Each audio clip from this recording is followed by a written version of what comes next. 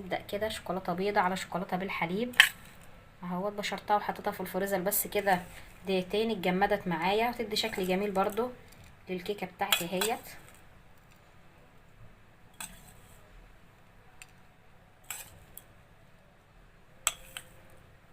بس حاجة بسيطة مش مكلفة وجميلة.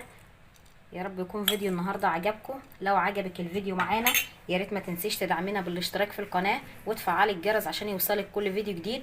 نشوفكم على خير، والسلام عليكم ورحمة الله وبركاته.